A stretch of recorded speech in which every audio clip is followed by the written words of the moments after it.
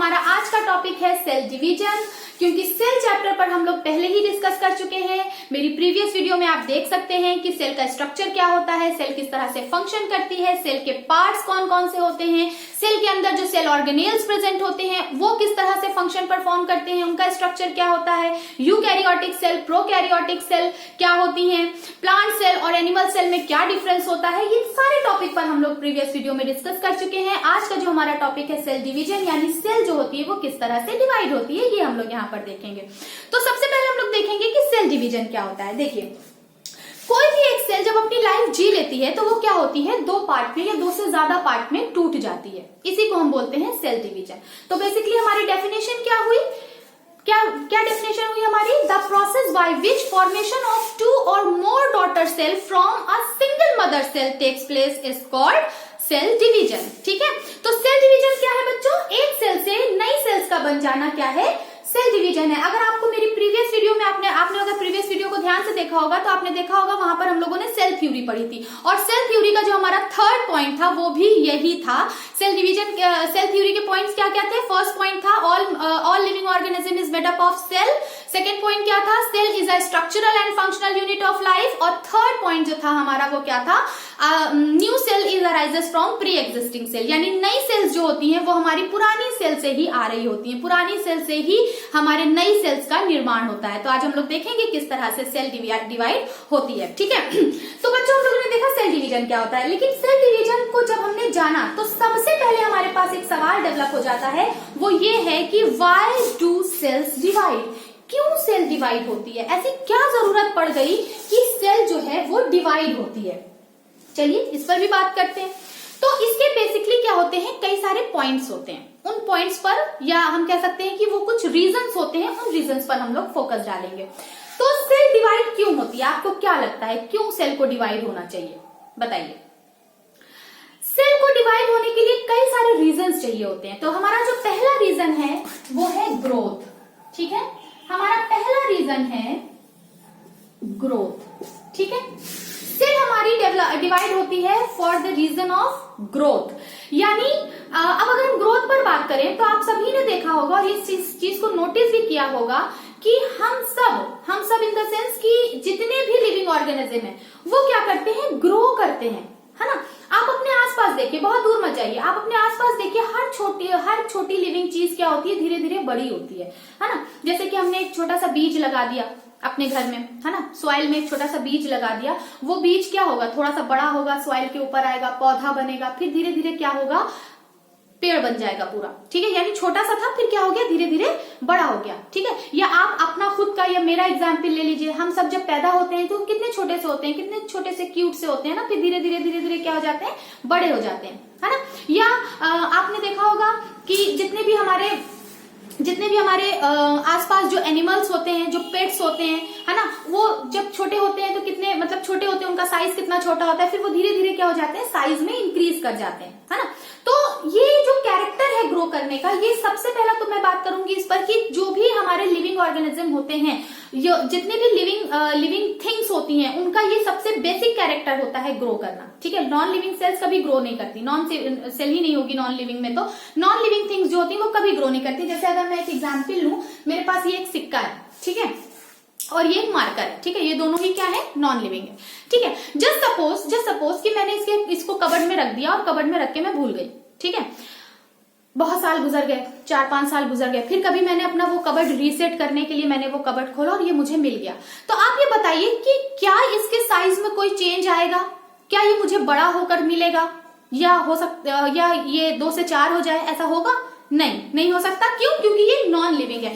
तो ग्रो करना क्या होता है, ये लिविंग का एक कैरेक्टर होता है। हर लिविंग ऑर्गेनिज्म क्या होता है, छोटे साइज से क्या होता है, बड़ा होता है। इवन जब हम अपने मदर वूम्ब में होते हैं ना, तो भी हम क्या होते हैं, एक सिंगल सेल ही होते हैं। हमारा जो जाइगोट होता है मदर वूम्ब में, वो एक सिंगल सेल होता है। फिर जाइगोट के अंदर क्या होता है, डिवीजन होता है, सेल टूटती हैं, क्या बनता है, एम्ब्रियो बनता है। फिर वो एम्ब्रियो टूटता है और क्या बनाता है, फीटस बनाता है। फिर वो फीटस क्या होता है, बेबी में डेवलप हो जाता है। फिर वो बेबी दुनिया में आता है और फिर धीरे धीरे वो ग्रो करके एक मैच्योर पर्सन बन जाता है। ठीक है, तो सेल डिवाइड होने का जो सबसे पहला हमारा रीजन है वो है ग्रोथ। ठीक है, अगर सेल डिवाइड ना होती तो हम उतने ही बड़े होते, है ना, छोटे ही होते, कभी हम बड़े ही ना होते। तो सेल डिवाइड ग्रोथ। अगर आप चाहते हैं कि आपकी ग्रोथ हो तो आपकी बॉडी में सेल का डिवाइड होना बहुत जरूरी है। सेल, कई सारी सेल्स बनती है, जैसे हम ईंटें लगाते हैं ना, अगर हमें दीवार ऊंची करनी है तो हम और ईंटें लगाते जाएंगे, हमारी दीवार क्या होती जाएगी, ऊंची होती चली जाएगी। उसी तरह जब नई सेल्स आती जाती है तो शरीर का साइज जो होता है वो क्या होने लगता है, बड़ा होने लगता है। तो ग्रोथ और डेवलपमेंट ये दो बेसिक रीजन है, ठीक है। चलिए दूसरे रीजन पे आते हैं। दूसरा रीजन है हमारा रिप्लेसमेंट। रिप्लेसमेंट क्या है? रिप्लेस करना।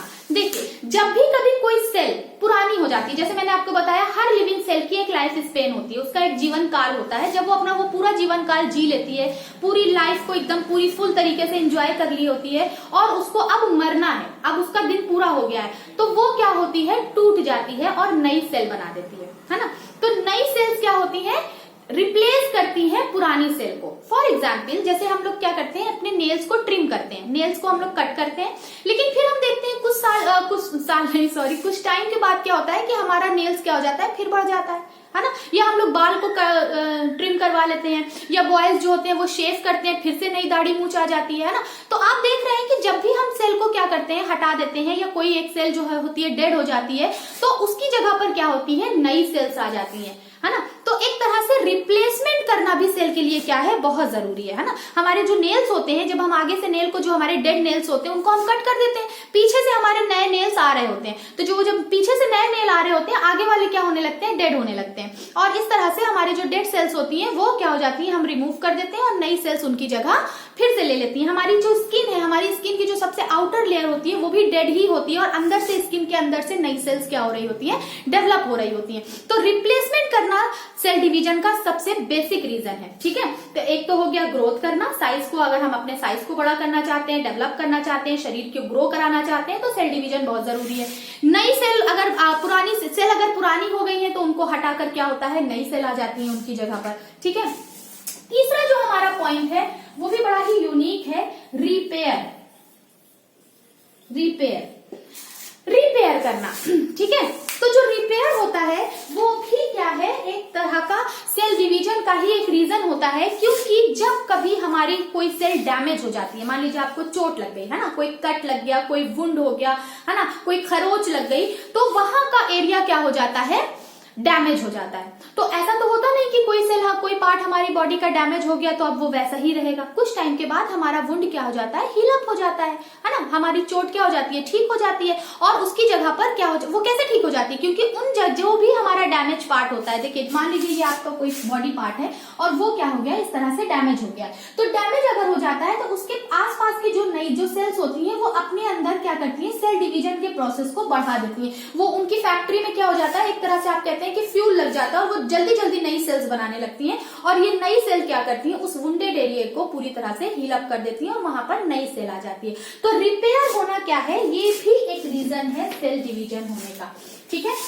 क्या क्या देखा हम लोगों ने, ग्रोथ होती है, ग्रोथ के लिए सेल डिवीजन होती है, नई सेल, पुरानी सेल को रिप्लेस करने के लिए सेल डिवीजन होता है, और कोई भी डैमेज एरिया को रिकवर करने के लिए या रिपेयर करने के लिए सेल डिवीजन का होना बहुत जरूरी है, ठीक है। फिर जो हमारा नेक्स्ट पॉइंट है, जो हमारा नेक्स्ट रीजन है, वो है रीजेनरेशन। देखिए, हमारे कुछ बॉडी पार्ट ऐसे होते हैं जो रीजेनरेट कर जाते हैं, ठीक है। अगर मैं अपनी बात नहीं, अगर मैं किसी दूसरे एनिमल का एग्जाम्पल लूं, फॉर एग्जाम्पल कि मैं अगर आपसे लीजर्ड की बात करूं, ठीक है, तो आपने देखा होगा कि लीजर्ड जो होती है वो जब भी कभी डेंजर में होती है तो वो अपनी पूंछ क्या करती है, छोड़ देती है ना, ताकि जो भी प्रीडेटर है वो उस पूंछ में उलझ के रह जाए और उसको भागने का मौका मिल जाए। लेकिन कुछ समय के बाद उस लीजर्ड के अंदर, उस छिपकली के अंदर क्या होती है, एक नई पूंछ डेवलप हो जाती है ना। यानी कि कोई बॉडी पार्ट अगर बॉडी से हट गया है या डैमेज हो गया है तो वहां पर फिर से नई वो पार्ट डेवलप हो जाए, दैट इज रीजेनरेशन। देखिए, रिपेयर एक अलग चीज होती है और रीजेनरेशन की एक अलग चीज होती है। रिपेयर में क्या होगा कि डैमेज एरिया हील अप हो जाएगा, बट रीजेनरेशन में क्या होता है कि वो पार्ट जो कि डैमेज हो गया है, वो पार्ट कट गया है बॉडी से, तो वो पार्ट फिर से डेवलप हो जाएगा, है ना, इसको बोलते हैं रीजेनरेशन। तो कुछ एनिमल्स ऐसे भी होते हैं जिनमें बॉडी पार्ट्स को फिर से ग्रो करने की कैपेबिलिटी होती है, ठीक है। अभी अगर मैं आपसे कहूं चाहूँ कि मेरी उंगली कट जाए तो फिर से नई उंगली नहीं आएगी, है ना। लेकिन अगर मेरा लीवर डैमेज हो जाए तो लीवर की जो सेल्स होती हैं वो रीजेनरेशन करती है। तो ह्यूमन का जो लीवर होता है वो सबसे ज्यादा रीजेनरेशन करता है। लीवर का कोई पार्ट अगर डैमेज हो जाता है तो वो फिर से अपने उस पार्ट को क्या कर सकता है, रीजेनरेट कर सकता है। तो रीजेनरेशन के लिए भी क्या चाहिए होंगी, नई सेल्स चाहिए होंगी, है ना भाई। हमको फिर से कोई चीज बनानी है तो हमें क्या चाहिए, नई सेल चाहिए। तो हम क्या करेंगे, वहां पर क्या काम करता है, सेल डिवीजन। ठीक है, समझ में आया बच्चों। अब देखिए जो हमारा नेक्स्ट पॉइंट है वो भी बड़ा इंपॉर्टेंट है, सबसे लास्ट पॉइंट है लेकिन सबसे इंपॉर्टेंट पॉइंट है रिप्रोडक्शन। रिप्रोडक्शन, अब देखिए इसको थोड़ा सा हम डिटेल में समझेंगे। रिप्रोडक्शन यानी कि रिप्रोडक्शन भी क्या है, लिविंग ऑर्गेनिज्म का एक बेसिक कैरेक्टर है ना। कोई भी लिविंग ऑर्गेनिज्म है वो अपनी मतलब मरने से पहले वो अपनी कॉपी जरूर बनाएगा। रिप्रोडक्शन क्या होता है, अपनी ही जैसी अपनी ओन कॉपीज बनाना ही क्या कहलाता है, रिप्रोडक्शन कहलाता है। ठीक है, तो ये टॉपिक हम लोग थोड़ा डिटेल देखेंगे। ये समझ में आया आपको, नोट कर लीजिए इसको। तो आई होप कि आपको यहाँ पर व्हाई डू सेल्स डिवाइड का आंसर मिल गया होगा कि इतने सारे पॉइंट्स हम लोगों ने देखे कि ग्रोथ करने के लिए सेल डिवीजन होता है, रिप्लेसमेंट के लिए सेल डिवीजन होता है, रिपेयर के लिए सेल डिवीजन होता है और समटाइम रीजनरेशन के लिए भी सेल डिवीजन होता है। अब हम लोग लास्ट पॉइंट हमारा क्या था कि रिप्रोडक्शन के लिए भी क्या होता है, सेल डिवीजन बहुत जरूरी होता है। अब देखिए रिप्रोडक्शन क्या होता है। क्या होता है रिप्रोडक्शन,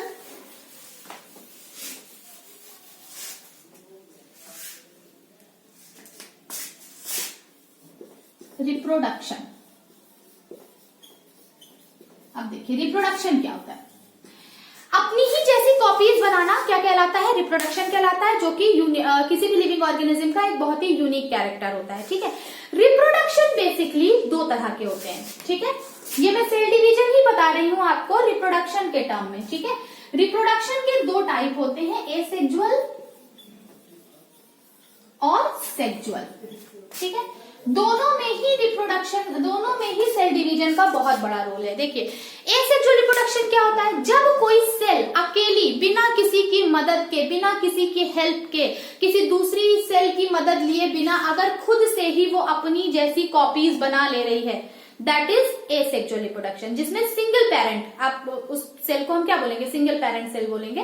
तो कोई सेल, जैसे कि मैंने आपको अपनी प्रीवियस वीडियो में बताया भी है कि सेल अकेली भी क्या होती है, बहुत कैपेबल होती है हर काम को करने के लिए। तो बेसिकली जितने भी हमारे यूनिसेल्युलर ऑर्गेनिज्म होते हैं, like bacteria, amoeba, sometime fungus भी होता है समटाइम, तो वहां पर क्या होता है कि ये जो सेल्स होती है ना, जैसे मान लीजिए ये एक बैक्टीरिया सेल है, ये एक बैक्टीरिया सेल है, ये एक बैक्टीरिया सेल का न्यूक्लियस है। मान लीजिए न्यूक्लियस तो प्रोकैरियोटिक है तो बहुत अच्छे से नहीं होगा। ठीक है, ये मान लीजिए क्या है, एक बैक्टीरिया सेल है और इस बैक्टीरिया सेल ने अपनी पूरी लाइफ जी ली। अब इसे क्या होना है, अब इसकी लाइफ कंप्लीट हो गई है, तो अब ये क्या करेगा, इसकी बॉडी में इस तरह से फरोज बनने लगेंगे, इस तरह से ऐसे गड्ढे बनने लगेंगे। आप देख सकते हैं इस तरह से, मान लीजिए सेल है तो बेसिकली ऐसे क्या बनने लगेगा, ऐसे फरोज बनने लगेंगे और ये फरोज क्या होते जाएंगे, धीरे धीरे डीप होते जाएंगे, ये फरोज और डीप होते जाएंगे, ये इस तरह से।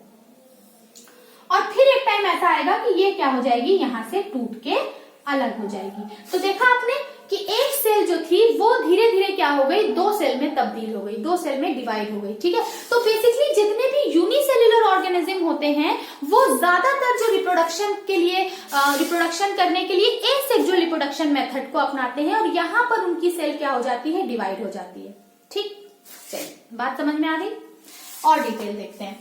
एसेक्सुअल रिप्रोडक्शन में क्या होता है, ऐसा नहीं होता। एसेक्सुअल रिप्रोडक्शन में सेल्स को चाहिए होती है दूसरी सेल, दो सेल आपस में जब कंबाइंड होती हैं तब जाकर एक नई सेल बनती है। ठीक है, तो यहाँ पर बेसिकली हमको दो अलग अलग तरह की सेल चाहिए होती है। एक हमको चाहिए होती है मेल सेल, जिसको हम मेल गैमीट कहते हैं, एक हमको चाहिए होती है फीमेल सेल, जिसे हम फीमेल गैमीट कहते हैं। दो गैमीट आपस में जब मिलते हैं तो क्या होता है, एक नई सेल बनती है और वो नई सेल से फिर आगे बाकी उसका डेवलपमेंट होता है, ग्रोथ होती है, फिर वो सेल भी क्या करती है, गैमीट्स बनाती है। अब एक नया वर्ड आया, गैमीट। गैमीट क्या होती है, अब समझिए। हमारी बॉडी में किसी भी ह्यूमन की बात, चलिए ह्यूमन को लेकर आगे बढ़ते हैं।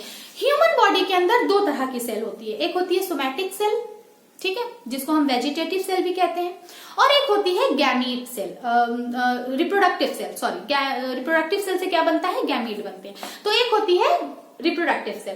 तो जो सोमैटिक सेल सेल्स होती है ना, जैसे ये चेहरे की सेल हो गई, स्किन हो गई, नाक कान, जितने भी हमारे बॉडी पार्ट्स होते हैं वो सब क्या है, सोमैटिक सेल्स हैं। लेकिन जो हमारा रिप्रोडक्टिव ऑर्गन होता है, रिप्रोडक्टिव ऑर्गन की जो सेल्स होती है उनको रिप्रोडक्टिव सेल्स कहते हैं। ठीक है, जितनी भी हमारी सेल्स होती हैं, देखिए ये एसेक्सुअल तो समझ में आ गया, इसको मिटा देते हैं। ठीक है, एसेक्सुअल समझ में आ गया। एसेक्सुअल में क्या होता है, बस एक सिंगल सेल होती है, वो अकेले ही क्या कर लेती है, ढेर सारी कॉपीज बना लेती है, 2 4 8 10 इस तरह से बनाती है और नई नई सेल्स बनाती जाती है। ठीक है, लेकिन सेक्सुअल रिप्रोडक्शन में थोड़ा सा क्या होता है, डिफरेंट होता है। देखिए कोई भी ह्यूमन सेल की मैं बात कर रही हूँ, किसी भी ह्यूमन सेल के अंदर क्या होते हैं, क्रोमोजोम होते हैं। क्रोमोजोम क्या होते हैं, इस पर हम लोगों ने सेल चैप्टर में डिस्कस किया था। हमारा जो जेनेटिक मटेरियल होता है, हमारा न्यूक्लियस के अंदर जो जेनेटिक मटेरियल होता है, उसे हम क्या बोलते हैं, क्रोमोजोम बोलते हैं। तो हर ह्यूमन सेल के अंदर किसी एक, मतलब जितनी भी हमारी ह्यूमन सेल्स होती हैं, उन एक ह्यूमन सेल के अंदर नंबर ऑफ क्रोमोजोम कितने होते हैं, 46 होते हैं। ठीक है, कितने नंबर ऑफ क्रोमोजोम होते हैं, 46 क्रोमोजोम होते हैं। अब अगर ये सेल, देखिए एसेक्सुअल रिप्रोडक्शन हमारी बॉडी भी करती है। ठीक है, हमारी बॉडी भी एसेक्सुअल रिप्रोडक्शन कर रही होती है। जितनी भी सोमैटिक सेल्स होती हैं, ये सोमैटिक सेल्स क्या हो रही होती हैं, एक जैसी ही सेल बना रही होती हैं। ठीक है, जो हमने भी एसेक्सुअल रिप्रोडक्शन पढ़ा, एसेक्सुअल रिप्रोडक्शन में क्या था कि एक सेल अपनी ही जैसी कॉपीज, मैंने बोला ना कॉपीज बना रही है, यानी बनने वाली जो नई सेल होंगी वो अपनी मदर सेल की आइडेंटिकल क्लोन होगा, मतलब उनमें कोई डिफरेंस नहीं होगा, एक पॉइंट का भी डिफरेंस नहीं होगा। क्यों? क्योंकि वो सब क्या हो रही है, माइटोटिकली डिवाइड हो रही है। माइटोटिकली यानी अभी ये सेल डिवीजन का टाइप है, उस पर भी हम लोग आएंगे। तो जो भी सेल हमारी डिवाइड हो रही होती है, जितनी भी सोमैटिक सेल्स होती हैं, वो क्या होती हैं, अपनी ही जैसी कॉपीज बना रही होती हैं। यानी ये सेल जो टूटेगी, ये जो 2 सेल में टूटेगी, इसमें भी नंबर ऑफ क्रोमोजोम 46 ही होगा। ठीक है, जैसे हमने नाखून काट दिया, नेल्स कट कर दिए, तो ये नेल्स क्या हो जाएंगे, जब बड़े हो जाएंगे तो वो जो बड़े सेल, जो आपकी जो पीछे से जो नई सेल्स आई हैं, वो सोमैटिक सेल्स हैं, वो आइडेंटिकल हैं, उनमें आप डिफरेंस नहीं कर पाएंगे कि कहाँ पर कौन सी नई सेल है, चलो देखते हैं, हाँ चमक रही है तो नई सेल होगी, नहीं ऐसा नहीं होता। तो जो नई सेल्स आ रही होती हैं, आप उसमें आइडेंटिफाई नहीं कर पाएंगे क्योंकि वो कॉपीज ही हैं।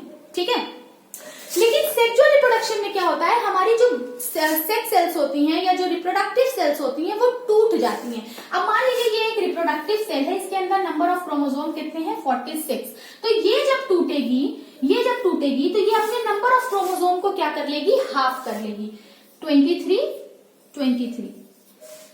क्यों हाफ कर लेगी, देखिए यहाँ पर तो सेल को जरूरत नहीं है ना, यहाँ पर तो कोई दूसरे पार्टनर की जरूरत नहीं है, यहाँ पर सेल अकेले ही डिवाइड हो रही है, एक सेक्सुअल तरीके से क्या हो रही है, रिप्रोड्यूस हो रही है, इसलिए नंबर ऑफ क्रोमोसोम क्या है, सेम है। लेकिन जब सेक्सुअल रिप्रोडक्शन होता है, जहां पर 2 पेरेंट की जरूरत पड़ती है, 2 डिफरेंट टाइप की सेल्स की जरूरत पड़ती है, क्योंकि वो 2 डिफरेंट टाइप की सेल्स को आपस में फ्यूज होना है। ठीक है, अब आप सपोज करिए कि अगर सेल के पास 46 क्रोमोजोम है, ठीक है, 46 क्रोमोजोम है ये सेल के पास, और ये आपस में फ्यूज हो गई, तो बनने वाली जो नई सेल होगी उसके पास क्रोमोजोम कितने हो जाएंगे, 92 हो जाएंगे। तो ये तो पूरा कॉम्बिनेशन ही बिगड़ गया, ऐसा तो कोई कॉम्बिनेशन होता नहीं ह्यूमंस के अंदर, तो ये तो हो ही नहीं सकता कि 46 वाली क्रोमोजोम या सोमैटिक सेल्स जो हैं हमारी, जिनके अंदर नंबर ऑफ क्रोमोजोम 46 होंगे, उनको हम सोमैटिक सेल्स बोलेंगे। 46 क्रोमोजोम वाली सेल्स तो कभी आपस में फ्यूज नहीं करेंगी। ठीक है, यानी ये तो कभी हो ही नहीं सकता, इसको तो मिटा ही दीजिए आप। ठीक है, ये कभी नहीं हो सकता। जो भी हमारी रिप्रोडक्टिव सेल्स होंगी वो पहले गैमीट बनाएंगी। क्या बनाएंगी, गैमीट। गैमीट का मतलब होता है जिसमें नंबर ऑफ क्रोमोजोम्स क्या हो, हाफ हो। ठीक है, तो यहाँ पर ये जो सेल बनी, that is called as gamete. ये गैमीट क्या होंगे, अब ये गैमीट आपस में क्या होंगे, मान लीजिए ये किसी दूसरे पेरेंट का गैमीट है, ये किसी दूसरे पेरेंट का गैमीट है, मान लीजिए ये पापा का है, ठीक है, और मान लीजिए ये मम्मी का है। ठीक है, तो ये जो मम्मी पापा का गैमीट होगा, जब ये फ्यूज होगा तो यहाँ पर ये जो सेल बनेगी, अब देखिए 26 मिलकर क्या बना लेंगे, 46, और 46 ही हमारा जो है कॉम्बिनेशन होता है क्रोमोसोम का, है ना, तो ये यहाँ पर बिल्कुल सही कॉम्बिनेशन बन गया। अब ये जो सेल बनेगी ये क्या कहलाएगी, जाइगोट कहलाएगी। ठीक है, ये सेल हमारी क्या कहलाएगी, जाइगोट। और मदर वूम्ब के अंदर हम पहले जाइगोट फॉर्म में ही आते हैं। फिर अब ये जाइगोट क्या होगा, फिर ये जाइगोट क्या करेगा, टूटेगा डिफरेंट सेल्स में, ये जो 2 सेल में, 3 सेल, 2 सेल में, 4 में, 8 में, 16 में, 32 में, 64 में, इस तरह से ये टूटता जाएगा। और टूट कर ये क्या करता जाएगा, एम्ब्रियो बनाएगा, फिर फीटस बनाएगा, फिर बेबी बनाएगा, फिर वो बेबी दुनिया में आएगा, और फिर वो भी क्या होगा, धीरे धीरे ग्रो करेगा, और फिर वो खुद गैमीट फॉर्मेशन करने लगेगा। ठीक है, तो आपने देखा कि सेल डिवीजन का हर एक स्टेप पर, हमारी लाइफ के हर एक स्टेप में, चाहे हमें ग्रो करना हो, चाहे हमें अपनी किसी सेल को रिप्लेस करना हो, या कहीं किसी डैमेज पार्ट को रिपेयर करना हो, है ना, या किसी डैमेज एरिया को फिर से रीजेनरेट करना हो, और या फिर रिप्रोडक्शन करना हो, इन सभी में सेल डिवीजन को क्या है, एक बहुत बड़ा रोल है। ठीक है, आज हम लोगों ने एक बेसिक इंट्रोडक्शन देखा इस वीडियो में कि अभी हम लोगों ने सिर्फ इस चीज पर फोकस किया है कि क्यों सेल डिवाइड हो रही है। ठीक है, अब नेक्स्ट वीडियो में हम लोग देखेंगे कि सेल किस तरह से डिवाइड होती है। ठीक है, मिलते हैं नेक्स्ट वीडियो में।